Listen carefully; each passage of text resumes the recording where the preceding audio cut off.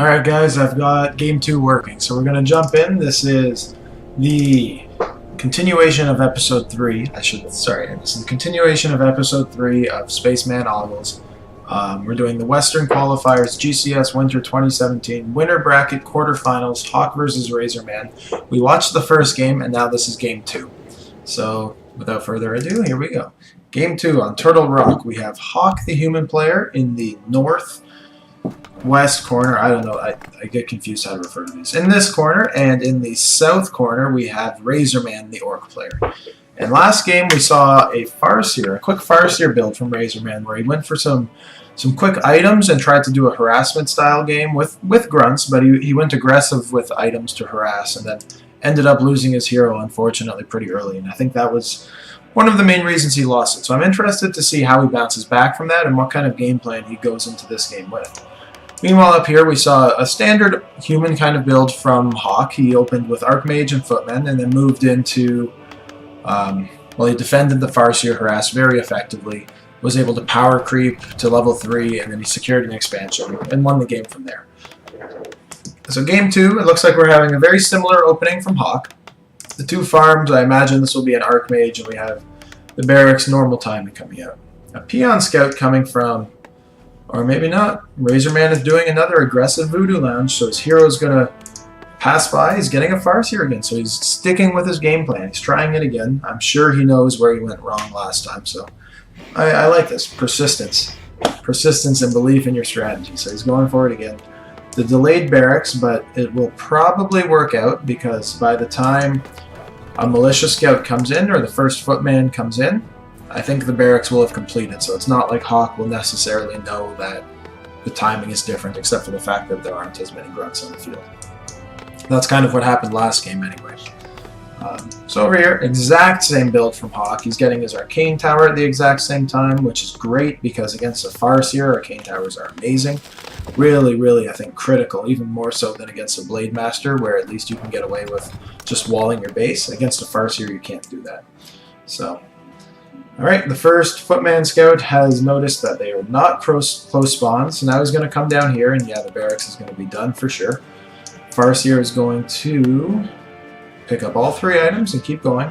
Wolves have been summoned. He's sent one over this way. And power creeping, a nice easy, not the easiest, but the second easiest camp from Hawk. So this is, you know, aside from it being a different map, obviously, this is Turtle Rock, and the last map was Echo Isle. We have a completely identical opening from both players. Let's see if this one plays out any differently.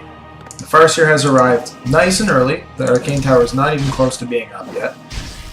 Let's see how much damage he can do. I heard one militia die. Okay, so effective harassment. Well, the harassment definitely led to that militia dying, and now he's going to catch at least 1, maybe 2 peasants. What item did the Archmage get? Gloves of Haste. Identical as the last game. Gloves of Haste are what the Archmage got against Farseer last time, and this is where I was talking about it making a difference. He does a lot of damage to the Farseer in these kind of skirmishes. Another peasant's going to go down. Nice deny by Hawk. I think he got that. So 3 peasants lost, but only one of them was giving experience to the orc player. Yep. And now he's being very greedy, going straight for the green camp. But he's able to get level 2, and the Farseer has taken enough damage that... yeah, he's taken enough damage that he can't overcommit here. Nice water elemental kill. That's some experience for the Farseer, but he trades a wolf, and there's nothing going on in the base. Nice deny. Nice deny. But Hawk is definitely ahead at this stage. Let's see. Tech is almost halfway done though, and Hawk hasn't even started, so same issue as last game again, but the Farseer has not died. That's the big difference. So this harass can continue, and Hawk is not going to have the opportunity to power creep to level 3. Right? That's what happened last game. So it's looking like... what's this guy's name? RazzorMan is doing a good job of keeping his opponent at bay. At least a better job than last time. Comes back in, he sees the tech has started, so he definitely wants to prioritize some of these wood militia now, or wood peasants. He's keeping his grunt and Farseer outside the choke and using his wolves to harass inside, which is a good play. Ooh, but Hawk is over here doing the counterattack. He's going to kill the Voodoo Lounge, which is already not something RazzorMan wants to deal with. Takes some heavy damage on his Farseer. some arcane damage, but it's not going to make a difference, I guess. Really nice micro by Hawk here. He's played this so well. Wow. Gets another grunt kill. Well, not another, the first grunt kill. He's going to get a surround here, maybe. No, that's okay. One grunt down for one militia. Is the Farseer rolled him? No, okay. Gonna kill another peasant, okay. I think he's gonna have to teleport back though. There's no way he can deal with this. Like the human player's gonna come out on top if they trade like this. Putting peons in the burrows. There's no defend yet. Oh, look at that! Hawk turns to run. Hawk turns to run. Oh, oh no! Does he have? He has one healing salve, which is, I'm not sure where it's gonna go. Where's? Oh, there he is. He's right here. Yeah, so he uses it on his Farseer. This grunt is gonna die immediately. This Farseer gets away, and there is no defend on the footmen, so the burrows are pushing them back actually. So, you know, some damage was dealt on both sides actually, and again, the Farseer has survived. The Voodoo Lounge is up. This is a nice placement. This is going to be an easy creep jack. I don't know if it'll make a big difference, but oh no, run your Farseer. And there's the level 3 water Archmage for the level 2 water elementals. And that's such a big deal. Another Firelord though.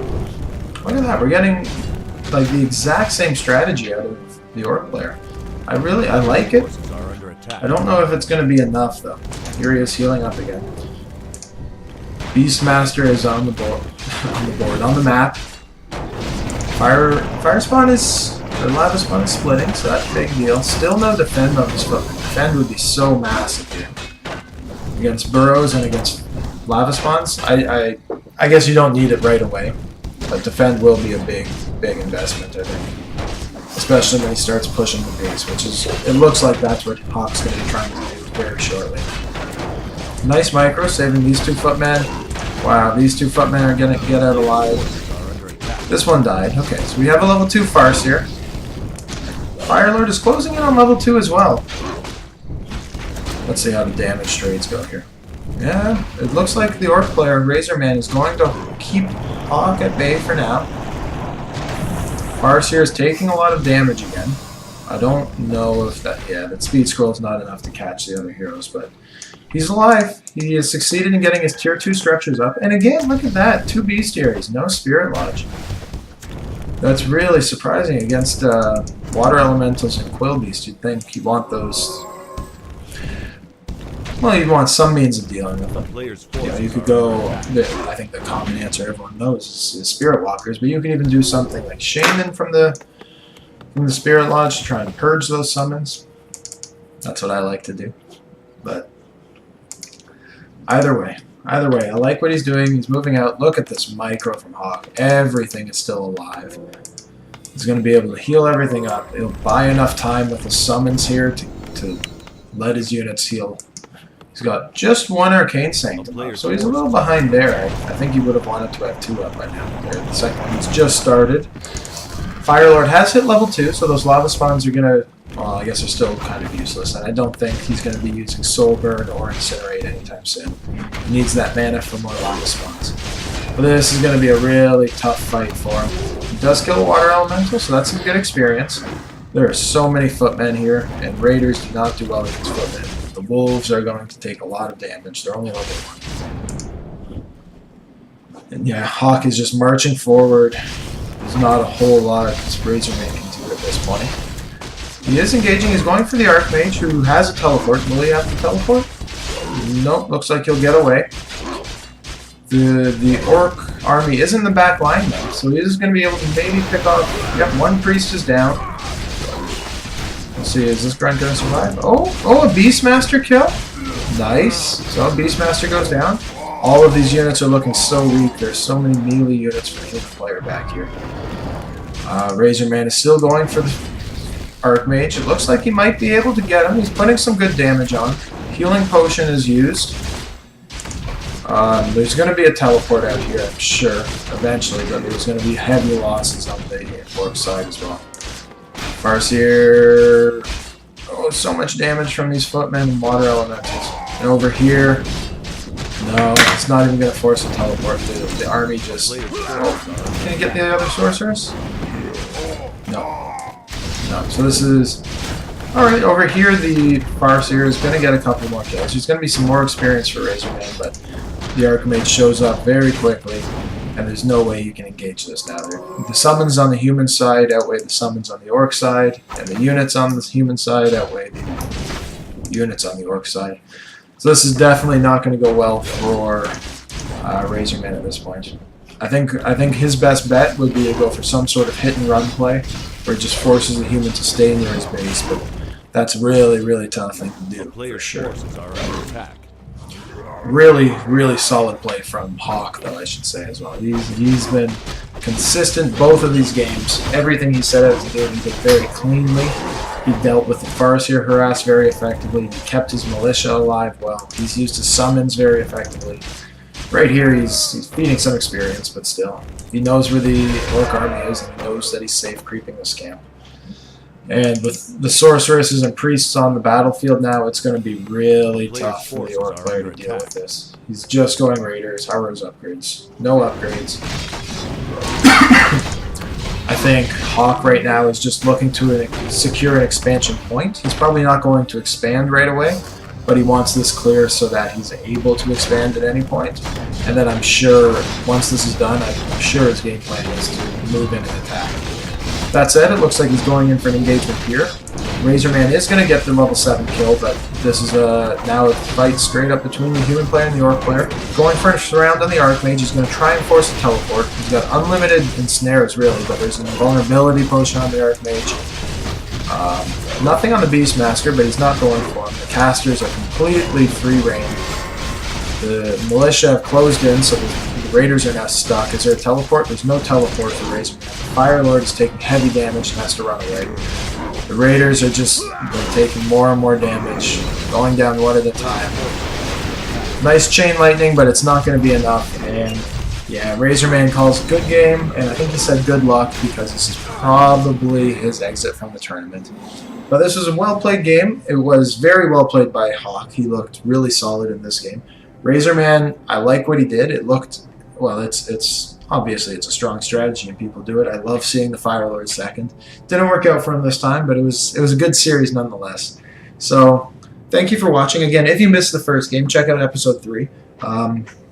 But yeah, questions, comments, criticisms are welcome. If you could like the video, I would appreciate it. If you could subscribe, I would appreciate it even more. And either way, have a great rest of your day.